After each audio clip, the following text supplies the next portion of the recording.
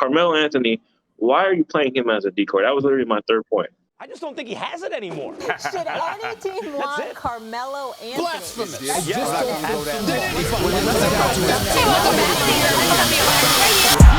sir, Carmelo. What's going on, everybody? Welcome back to another episode of Control the Narrative, a podcast where we control the narrative that the media creates. If you're new around here, subscribe to catch our weekly podcast on YouTube, Apple Podcasts, and Spotify. And if you're a returner, a subscriber, or better yet, a Control the Narrative member, like our guest is tonight, we appreciate you a little more. I say that every time we have a member on the show. So episode 93. Again, that was two really good intros in a row. So proud of myself for that. Also, for those watching on YouTube, you'll notice this this hoodie I got on. We're recording this on Monday. We're dropping this on Tuesday. So we dropped this yesterday if you're watching on YouTube. Control the Narrative hoodie, newest hoodie. We haven't dropped the hoodie in over a year, so wanted to give something to everybody asking for hoodies. So with that being said, we have a member on the show tonight. He was a guest way back in the day. The last time he was on was probably about 2 years ago to the day, and he's back outside dealing with the weather for us today. So Robbie, welcome to the show, my guy. Welcome back to the show. Thank you, sir. Thank you, sir. And I will say on the record, very proud of you for how far you've come and all the things that you're doing. And it's crazy. I even told my wife, I was like, yeah, Steve has 10K followers. And she was like, wow, that's great. Yeah, bro. It's been cool as shit. And like, you know, people like you have been following from, day one. So I appreciate you too. Robbie's gotten into the Discord and a member lately, and he's been pretty cool. So I hope you've been enjoying that. But it's cool, man. The 10K shit on Instagram was fire. So appreciate you, bro. Yes, sir. Very proud. Let's hop into this. He's got his Lakers hoodie on. I got my Control hoodie on.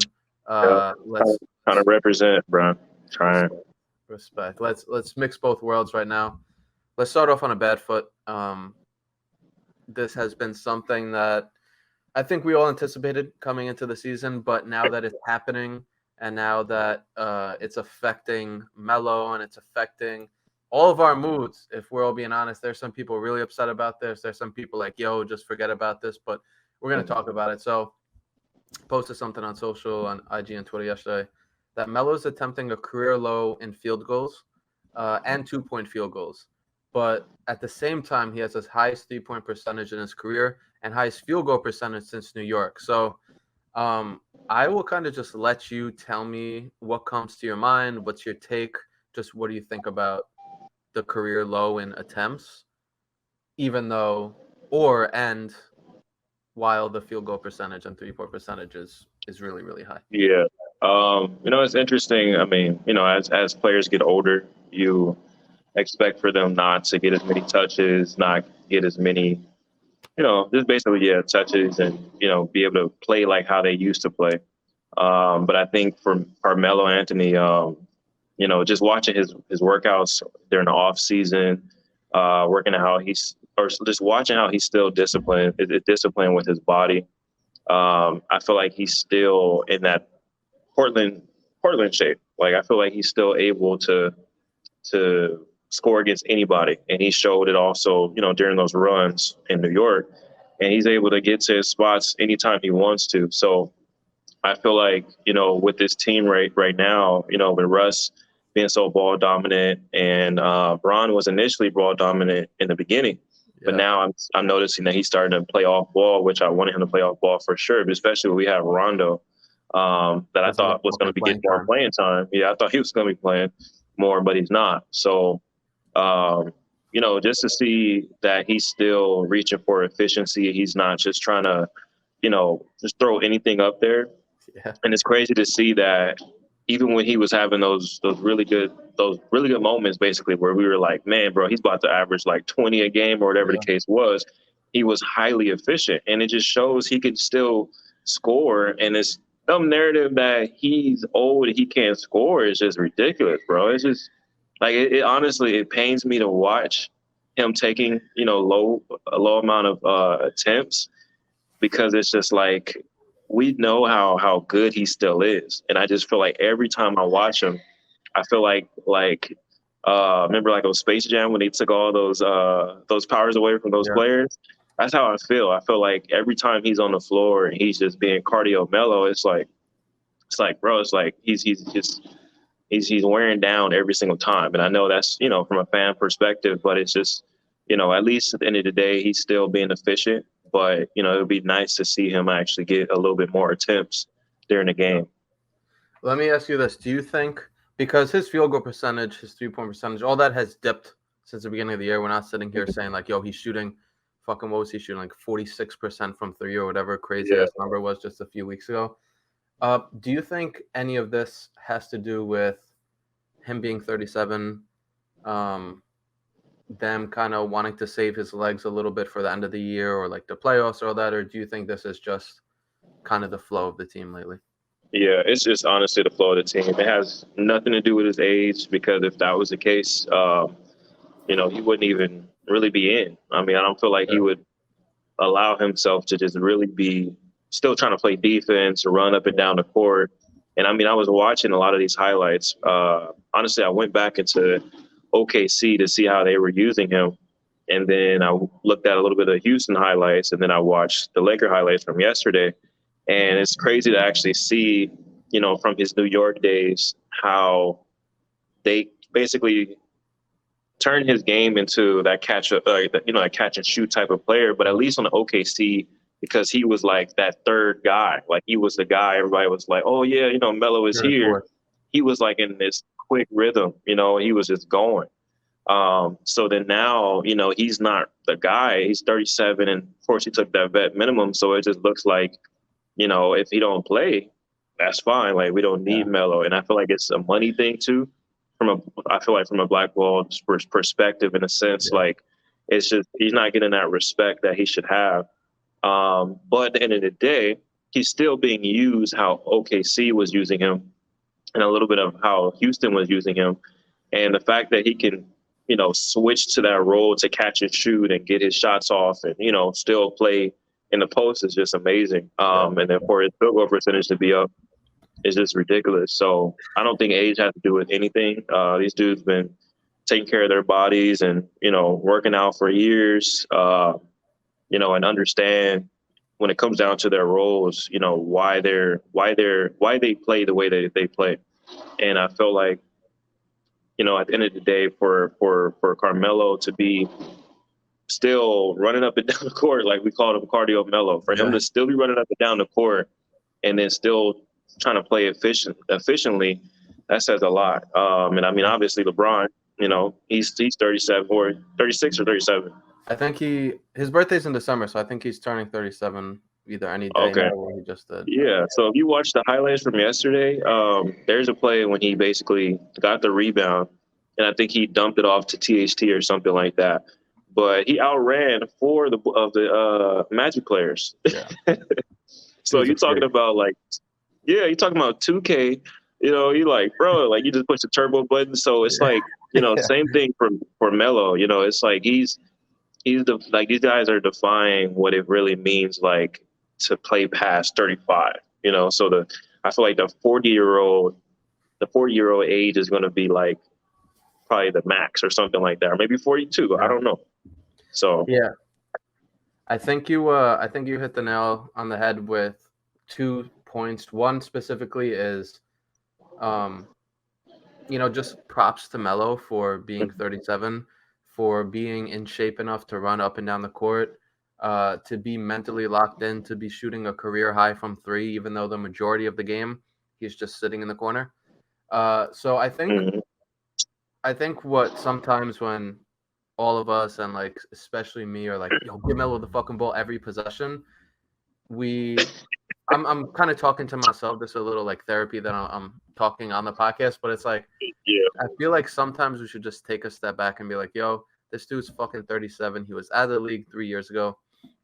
And for him to just be as efficient as ever, obviously behind the 3-point line, but even the field goal percentage since New York, it's just crazy. It's just crazy. Yeah. And again, it's not like they're going through him every single play. And we'll talk about how they could utilize him more in the next question. But it's not like they're going through him every play. Like, for an all-time offensive talent like that to go up and down the court and the vast majority of the time not even touch the ball and not be demoralized or like hang his head or anything like that, Crazy.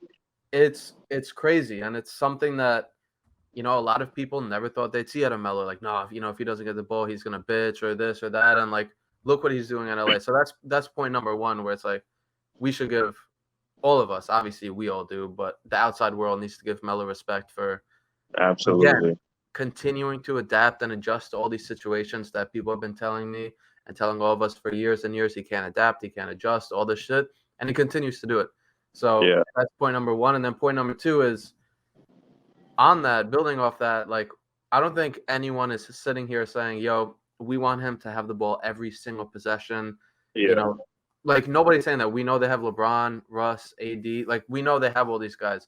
All we're saying, I think, at least what I'm saying, is for a guy who's so efficient right now and for a guy who makes better than people give him credit for, just run the offense through him sometimes when shit isn't going well. Like, this isn't a team that is 25-5 and they don't need Melo to help offensively. Like, just run some plays. They're struggling a little bit. I think the record is 14-12 right now. Like, they could be a better team. And I believe that giving Melo the ball and running the offense to him sometimes, and again, I'm trying not to get into that second question, but running the offense to him sometimes will help the team. And it'll help us as well. But at the end of the day, it's going to help the team. So I don't understand what the hesitation is.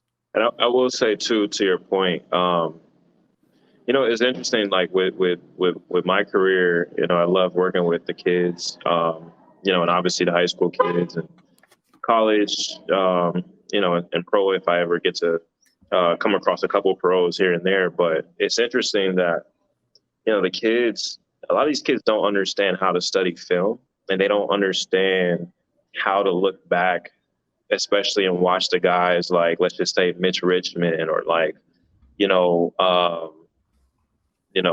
I'm thinking about the Warriors only right now, but, Chris Mullin or something of that nature, and watch their footwork, watch the type of shots that they had back in the day, the type of offense.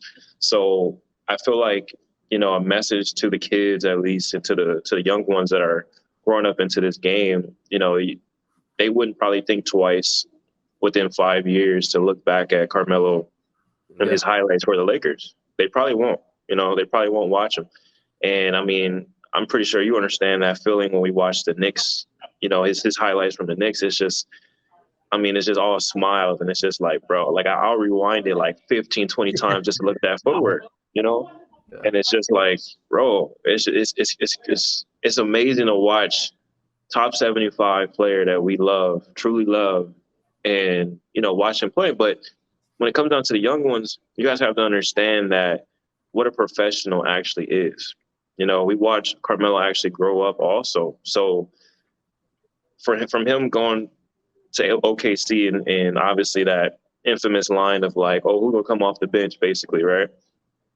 To where he is now and playing efficient. And like you just said, he doesn't have to touch the ball for 5 minutes or 10 minutes, which is ridiculous. But when he catches it, he knows what he's going to do. You have to understand what it means to stay ready. You have to understand what it means to stay ready every single day, every single night, watching film, knowing who you are and knowing what type of player that you want to be. And look at Carmelo when he played on the Lakers. Look at his numbers. Look at his efficiency. And watch how they ran the offense. And even though he didn't have the offense run through him, at least for right now, he still knew and understood where to go. He understood where to pass it to. He understood, who to pass it to. He understood, how to get to his spot still. He understood, he still needs to be on the boards or something. You know what I'm saying? So I just hope at least the young ones understand, what an actual professional is, just preparing day in and day out and just, still being who you are, knowing that you can. I'm sure Melo can score 50, bro. I'm pretty sure. But just knowing, that you have that power, that firepower in you, but, you're going to do what you're supposed to do every single night. That speaks volumes. So you said something I just want to touch on real quick because fuck it, we'll talk some like tactical basketball shit. How to study film, especially for kids or even just like, people like me who I watch Melo shit, and I go out to the fucking park, and I try doing shit, and look like a fucking dumbass half the time. But like sometimes, like, oh shit, I just got that move. So it's like, Yeah. yo, real quick, sorry to interrupt if you're watching on YouTube or listening on Apple Podcasts or Spotify, but just wanted to let you know that we have merch at Control the Narrative, and it's pretty fire in my opinion. This is the Pixel Melo t-shirt that I'm rocking. Anything from Cuse Melo to New York Melo, Hoodie Melo. On this shirt, we got Scapegoat merch, we got Blackball merch, we got just regular Control merch. Shop CTRL the Narrative.com. T-shirts, hoodies, hats, beanies, stickers. Shop CTRL the Narrative.com. I think I got my point across. Go check it out. I bet you'll find something you like. Appreciate the support as well. Obviously, you know, the merch sales help us fund these podcast episodes that we get to record every single week. So appreciate you. And back to the show. Talk like for like a minute about how to study film, where of course people just watch the dunks or like the threes going in, but getting themselves open, you know, the move that got them the wide open dunk, or just like, what do you think about, or how do you study film personally?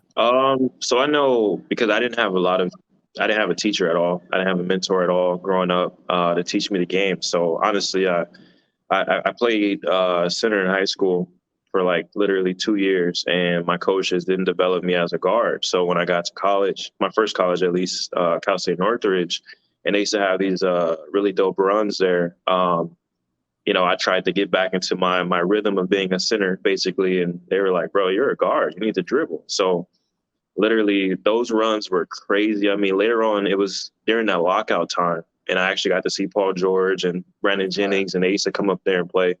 And so there was no me boxing out these 6'8" dudes, 6'9" dudes. It was like, you should be handling the ball, shooting, you know, your mid-range or whatever. So I had some bad nights just struggling. So I literally took like 2 weeks off, bro, and just trained myself. But I was watching YouTube.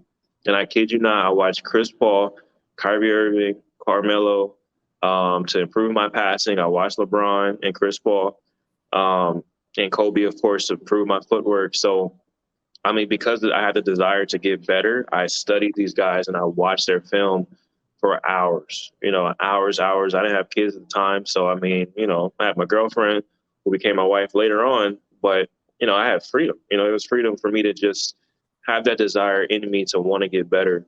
And I studied these dudes. I looked at every move that I loved. I would watch it over and over again and see if I could go do it, you know, like you were talking about, like at the park or at the gym.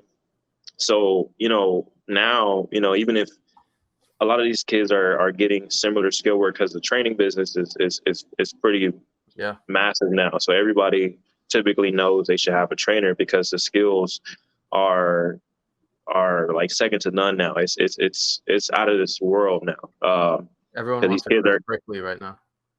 Huh? Everyone wants a Chris Brickley right now. Yeah, everyone. So which is smart, because you got to even start at the middle school age, even, you know, the elementary age. So you know, when you're watching film, it's you have to understand. I would say go watch the Warriors. A lot of time their offense starts as soon as they inbound the ball from the other side of the baseline, right? So Draymond is already either at the half court, or, you know, Looney or whatever the case is running some type of motion screen or something, or whatever the case is from the free throw line. And they're already in motion, because either they're going to run a play for Curry, or they're going to run him as a decoy and get pulled open, or they're going to run some type of decoy on both of them, because everybody's so focused on, you know, whatever the case, Curry or whatever the case is. And then Draymond gets the ball at the high post and he drives, and then it leaves Looney open, and he gets that, you know, easy lob. So those little things is like, you have to be able to ask yourself, okay, how did that just happen? And all you got to do is rewind. All you got to do is rewind and say, okay, wow, okay, I see what they're doing here, because these guys have so much time on their hands as far as pros to study film and go through these type of plays, and they know it, you know, on the back of their hand, like it's the back of their hand. So as a kid and as an athlete, even if you're, you know, even if you are a pro, you're playing overseas or you're playing college or whatever the case is, you can study these little things and watch how these guys attack different angles, and watch how these guys are unselfish. Let's just say also for James Harden. James Harden has changed his game up, but if you look on the on the fantasy leagues, like he's still averaging a lot of points, right? So he's still top five basically, right? So yeah, KD has to score 51 last night or whatever the case is, but at the same time, he's in a different type of offense without Kyrie.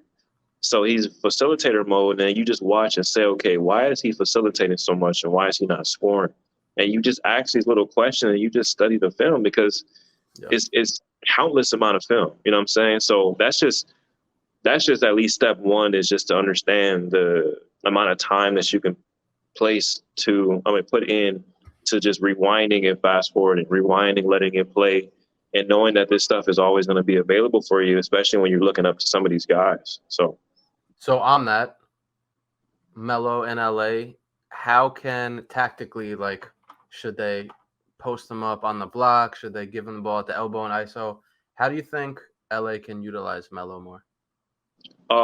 It's cool because I watched the like I was saying, the OKC highlights, like his highlights from OKC, and I was noticing even when he was posting up, and you already know, even probably when they played it when he was at the Knicks, a lot of them didn't really double as much. I feel like they're actually doubling more this season than I've actually seen in a while. Like the Miami Heat is doubling.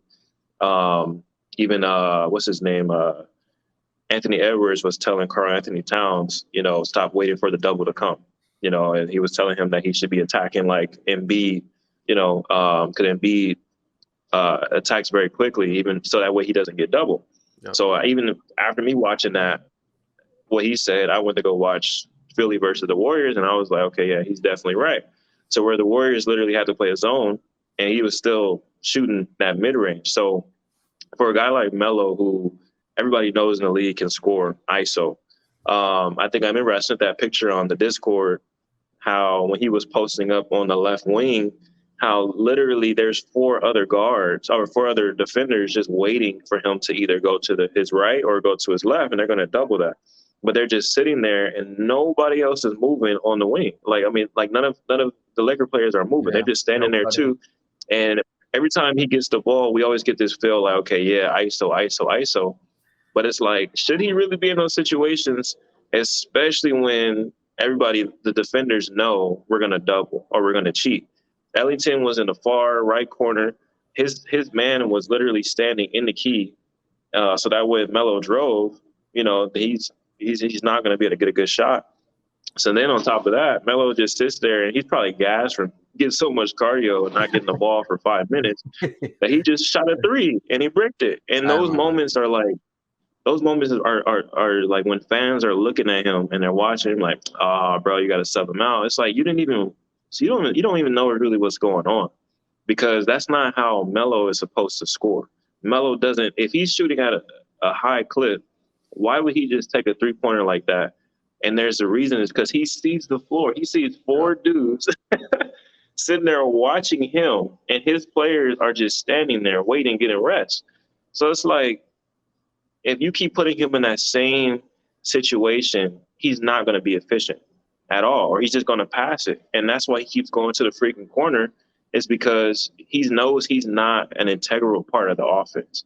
And so what you're supposed to do is, if you're going to put Braun at the high post and run him as a screen guy with Russ, and then catch it at the high post, or he catches it at the top of the three, then do the same thing with Melo. Why are we putting him in the far corner for him to be out of the offense? So that way, when you need a bailout, he catches it, and every defender knows that he's shooting at a high clip, so they're going to immediately rush at him. He's going to have to give it up. Why are we still running that same offense? You know what I'm saying? Like, Melo should be in that high post situation, or he should be baseline but not far sideline, to the point where he has to catch these threes, these bad passes or these rush shots. Because it was crazy. Even when he was having that 20-something point game or whatever, multiple times, he was getting wide open shots. Yeah. And I'm like, how does that change now? Yeah. And we all know Russ doesn't give the ball to Melo. We already see that. He doesn't give the ball to Melo a lot. And when you go watch the OKC highlights, he actually was giving Melo the ball a lot. Because why? Because he was one of the guys. And he doesn't respect him enough, in my opinion. So that goes to another point. Why are we putting Melo with dudes that don't pass the ball? Melo is a willing passer. So if he knows he's in a rotation in a lineup that has guys that don't pass like THT, Russ, and AD that don't pass until late, then he's going to go to the far corner and not be involved because he already knows what the deal is. So why even play him in that situation? Exactly. Why would you play him as a decoy? Carmelo Anthony, why are you playing him as a decoy? That was literally my third point. Why? I've never seen in my entire life somebody allow a coach to allow Russell Westbrook, a guy that should not be shooting 3-pointers. You give him at least how many game winners that he's tried to hit? Maybe 3 to 5. At least 3. I was gonna say at least 3 from the 3-point line. But you're using Carmelo Anthony as a decoy screen for him to still ISO and shoot a 3-pointer. I've never seen that in my entire life. It doesn't make Russ is shooting 4 threes a game this year, down from last year, but still. It doesn't make any sense. It literally doesn't make any sense. And I think even from the stats for Lakers, it's saying that he's only attempting 5.9 and he's making it like 2.4. That's what I'm looking at my stats. It says reference. He's 1.3 a game he's making for 4 shot attempts, 32% from 3. That's crazy. So Melo, I mean, yeah, it's crazy, bro. I've never seen this in my whole entire life. That's why it's so frustrating for me, because watching bad basketball like this, especially it's like my squad as a Laker fan, it's like, yeah, and it's Melo. So it's Melo, and I'm a Laker fan, and it's like, and you're disrespecting this dude right here, and you're not even getting him involved in the right spots. Like, Melo can attack quick. That dude still has great footwork. So why does LeBron get to switch on the guy that he knows that can't guard him, like they did in yesterday against the Magic? Why can't Melo do the same thing?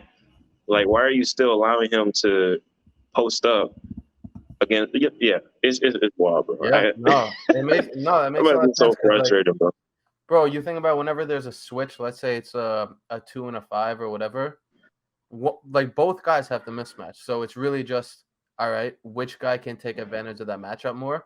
And Melo can take advantage of a small guy on him or a big guy on him any single time. It's always a mismatch, unless it's a guy like fucking Giannis or Kawhi or some shit on him. Then like, exactly. And Melo won't even shoot that. He won't shoot that either. No. I said he won't even shoot that either. No, he won't. So I feel that. I just feel like I feel like what you were talking about, where it was like, yo, you put him in ISO, then there's always going to be a guy that either is waiting for him in the lane, which is wild. You think about a 37-year-old dude is quick enough off his feet, and he has a quick enough first step at 37 years old to beat somebody off the dribble, and like people are like, yo, we gotta stay in the lane for him, which is wild. But also just allow him to play make more with the ball in his hands, and not only in isolation, pick and rolls, pick and pops with anybody, being the screener and either popping or like just get him involved. It doesn't mean, yo, give him the ball in ISO, even though I think that's, he's an all-time great scorer because of that. But just other and maybe get some shots, let him roll. A few times early in the year, he was doing that. He was more involved, where he was getting layups off pick and rolls. Or he was getting wide open looks from, 2 guys going on LeBron and then leaving Melo open for 3. So now it's just like, it's really frustrating where, again, this team isn't the best team in the NBA where everything's perfect and they don't have to change anything. They've been struggling a lot this year. They've been winning a little more lately, but at the end of the day, man, I just feel like they have some playmakers on this team.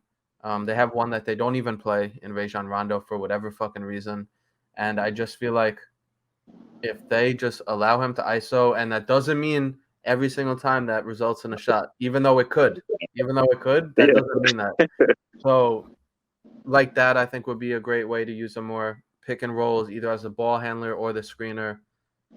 I just feel like it makes too much sense, and I just don't know why they don't see it like we do. Yeah. I don't know why. I think it's I don't know if this was part of your question or not, but obviously with AD sitting down last night, it kind of exposed the question. It's like, okay, well, is AD the problem? And I don't think he shouldn't be a problem. But I mean, you see how much more space and opportunity everybody gets. You know, even if Melo only had 13 or whatever the case is, 13 is 13. So, you know, with Ellington, you know, doing what he was doing, so everybody was in the flow last night. So I just feel like, you know, Bron nor AD have to score 20. I mean, have to score 30. Like they shouldn't. They don't have Kuzma at that time. You know, when they were they went on that championship run. Yeah. So it's okay, like for them to score their 20 less than 25 or whatever, which should be the case. Russ don't even have to have 30 or 20. So if everybody is involved in scoring, because we're supposed to have a high-powered offense. Good point. I feel like when AD gets it, he is holding it way too long. He's thinking like, "Oh, I'm the guy. I should be isoing," and you're not that guy. Like you're not. Like even LeBron is not sitting there. This year. Huh? AD historically bad this year in terms of field goal. Yeah, exactly. And it's weird because they came out with a stat talking about he gets more field goals attempts or made field goals in the paint, even more than Embiid and everything like that. And that's just tell you, like, bro, like you don't have to be that guy to shoot the jumpers and shoot the threes. Like that's not who you are. That's not what we need. At least you did on another team to do all of that, but it's like do what makes sense and what you're well at. So even with the lineup that Frank has right now, when he has THT and Bradley out there with Bron and with Russ, and I think either AD is out there or I think Dwight was out there. Yeah. I'm like, you know, nobody has to really shoot threes but Bron in this situation. Like everybody else should be slashing, playing defense, and just getting to the bucket and putting pressure on them. So then when you put your shooters in, Melo, Monk, and Ellington or whatever. Oh, yeah, Ellington was already in there. Oh, no, Bradley was in there. When you bring these shooters in, now everybody's thinking you're going to attack. So now you're getting wide open shots. Now Bron could bring the doubles to him, and then you just kick out. And now the defense is all scattered, and they got to go with a whole different plan. It's literally that easy. So I don't know if AD is the issue. We'll see when he comes back. So they played Orlando last night. So just for everybody being like, yo, they look good because they played Orlando. They've been looking good. It wasn't just last night, but also like if this team's going to win the championship, they need him in some capacity to be close to the player he was in that bubble. But I hear you. I'm going to mix these last two questions together because I feel like they're somewhat similar. Like I just mentioned, I think this team has won 5 out of their last 7. And I just want to know, Robbie, what you feel like you've seen out of them lately. Is it just strength of schedule, even though obviously they lost a few games to OKC and things like that earlier this year? All right, last interruption, because if you're watching or listening to the podcast for this long, you probably fuck with us. And if you fuck with us, you'll probably fuck with all the perks that you get from being a Control the Narrative member, whether that's access to our invite-only Discord where we're talking basketball all the time, or opportunities to join the next episode of Control. So whenever we need a guest, I go in our Discord, I say, yo, who's free? Who wants to hop on the next episode? And I pick from there. You get 20% off merch forever, and then you also get member-exclusive merch, all by being a member. Tiers start at $2 a month. So if you fuck with us, go check out a membership, CTRLthenarrative.com, and I will see you in the Discord. All right, back to the show for good. Do you feel like they've been picking things up, and do you feel like Frank Vogel has been making adjustments, or do you think it's the players, or just what are your thoughts on the team's recent success and what it has to do with the coach, if any at all? I mean, we see a little bit more fluid offense, I would say. They even ran this wheel, whatever they call it, this wheel play for THT to come off the wing after Melo sets him the screen on the wing. And THT has to attack in the middle. So I feel like they're making certain adjustments to at least fit, the players that they have on the floor to be able to get to their spots. But I still think it's still very uncontrolled. I mean, obviously this is not college, so these guys understand, they can ISO or whatever the case is, but it's like, what you said the record is like 15, or you say 12 and 14? Overall? Yeah. I think they're 14 and 12 or 15 and 12. 14 and 12. So when you look back at a lot of these games, ISO game is not what's truly needed. If anybody is ISOing, Ron is ISOing very well right now, right? So when it's all said and done, but he's not just sitting there taking terrible shots. He's still getting to the bucket. He's still, so they adjusted him to where he doesn't have the ball all the time, and he can just basically be that Miami Bron and just be a bruiser, which is good. And then he can obviously shoot his jumpers. So I like the adjustment that they're making, but I feel like it's just still not enough control throughout the whole game. Like the Warriors know their attack plan. The Miami Heat, if you watch Miami Heat, they know what the hell they're doing every single night, and they stick with that. And nobody is just literally going outside of the program. So I don't feel like they have a program set yet. And I'm not sure if Frank actually can establish that type of program, because you have guys like Russ, that I feel like, is just one of those guys that would go against the grain. He seems to be just, attacking a little bit more and not trying to shoot. But I think you mentioned earlier he has like 5 3 attempts. Like that needs to go down to 1. It shouldn't. There's no way you should be shooting because you're not making them. Like and I think there's one point where he has to shoot them once in a while just to like keep the defense respectful, because if he never shoots them, it's going to be some Ben Simmons type shit. But also when you're making 32%, like he's athletic enough to go around somebody or sorry to cut you off. But yeah, once in a while, yes, but 5 a game or 4 a game, he's shooting 4 a game, 4.0 a game. Yeah. I think that's too high. Especially, bro, like I know during that little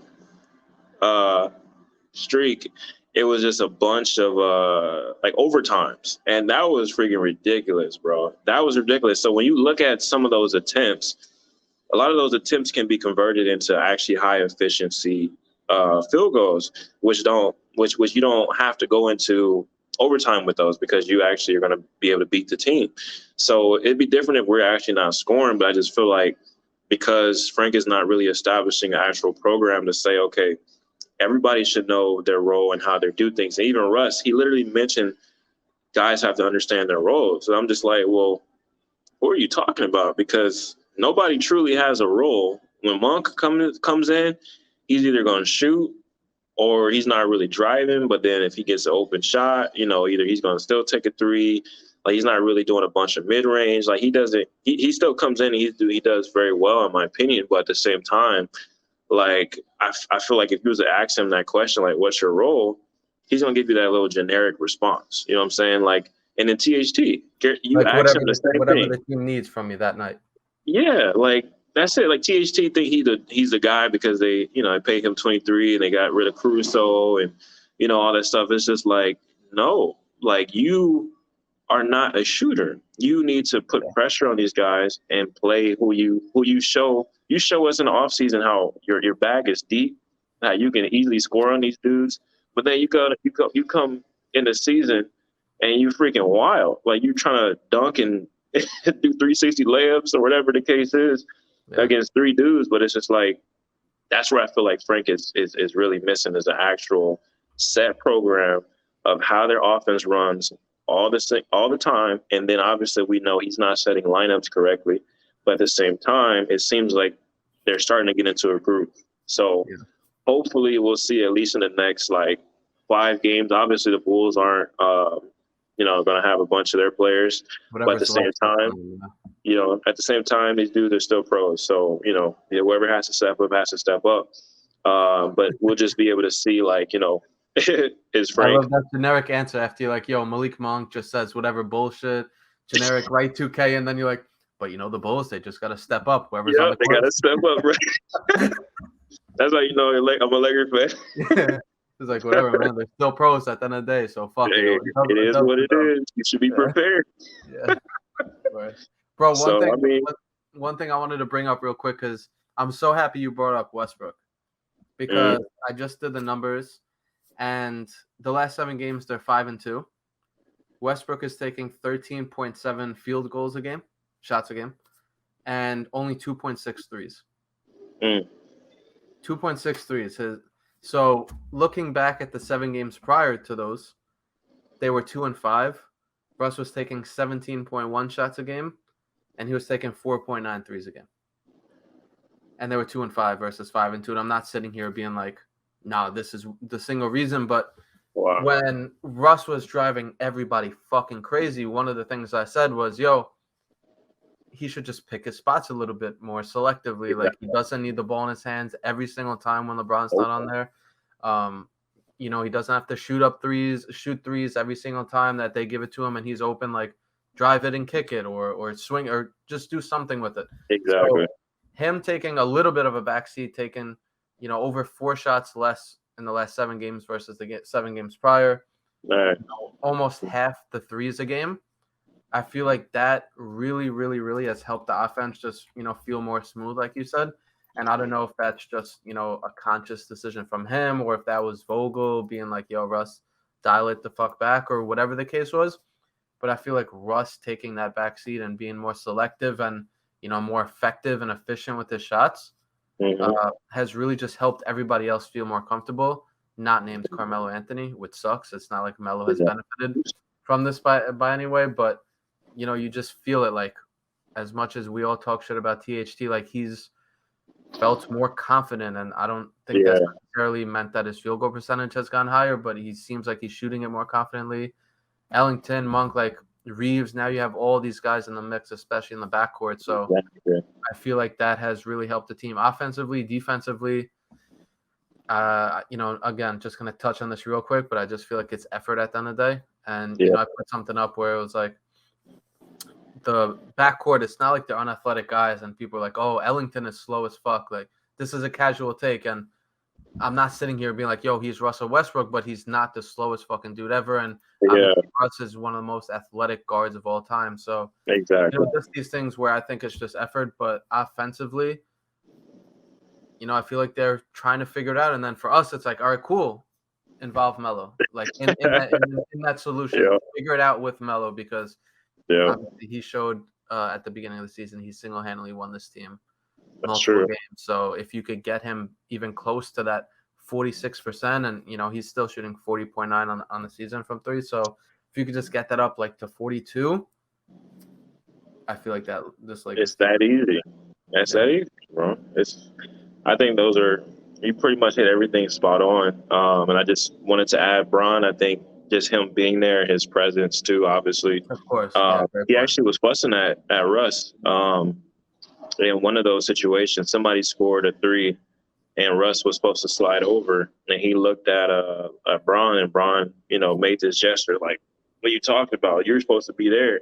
So I think just seeing that was really big to me because we all know who Russ is, at least from, you know, what he puts out of there. And for a guy like Bron to look like he was putting him in his place, basically. And that's not even a disrespectful putting him in his place, you know, like demeaning who Russ is. But, you know, Bron is a leader, you know, and for Russ to respect that, because he didn't fuss back at him. He was just like that. And I'm sure they had a conversation on the bench. But, you know, if that is the dynamic that they have right now, that's huge, because that means that Bron can obviously rally everybody. And, you know, I would just love to see Melo be a little bit more vocal. Like, you know, THT just overlooks him. He doesn't pass to him when he's asking for the ball. Just stop that right away. Like, there's no way you can just sit there and shake your head and just walk to the corner. That, like, no, that's not the Melo on the other end of the court. Yeah, that's not Melo. Like, immediately, like I'm like, hey, like, give me the ball. Like, what are you doing? Like, we're going, just like with AD, he's getting in Dwight's face. Like, I need Melo to be more assertive. He's already proven what he can do. So it doesn't even matter if he starts missing a couple of shots or whatever the case is. It's like, you guys need to see me. I'm not just sitting here in this corner. You know what I'm saying? So I feel like I feel like we're gonna see a difference. I'm really hoping. And I think Frank is trying to make adjustments because he is on a hot seat and he's being looked at now. So yeah, he is. Yeah. Yeah, man. At the end of the day, all we want is for Melo to help this team win. And they've been winning. Melo hasn't really been helping. So I just hope that they'll be able to figure that out of, cool, how do we win by also utilizing one of the greatest offensive players in history? Hopefully it happens sooner than later. And or if the Nets, if y'all need a player. Hey, man, We could get another billboard real fucking quick. So bro, I'm giving it 5 more games, bro. I am not gonna watch Melo retire like this. Like, there's no way. Like, I will be sick to my stomach, bro. some of this shit is rough, bro. Fucking staying up till 1 o'clock in the morning to watch Melo get 6 shots, and it's just Bro, ain't no way. There's no way. Especially for us on the East Coast, Robbie. Especially for us on the East Coast. But Goodness gracious. yo, my guy, I wanted to appreciate your time, first of all, for being outside. I don't know if it's cold out there, but for being outside this whole time. And taking some time out of your night to come on and hop in the Discord as well as the podcast. So before we let our guests go, I know it's been a little minute for you, so just a reminder, we always allow our guests to control a narrative. It doesn't have to be Melo related, it doesn't have to be basketball related, it doesn't have to be sports related. But if you have one, I will give you the floor and let you control a narrative. This is any narrative, huh? Any narrative you want. Any narrative. I would basically say I hope for people to wake up and see what's really going on in the world, at least just from a standpoint of just you don't even have to believe in God right now. It's just on a conscious natural level, there's obviously stuff not right. So even from a standpoint of the NBA watching Kyrie not be in the league, and we already watched Carmelo be blackballed. Like, these things, people will literally deny Carmelo got blackballed, and then people will literally deny that Kyrie got put in a situation where, those owners are part of the programming and they wanted to make him an example. And so it's just from these little standpoints, it's like, you don't have to lie to yourself.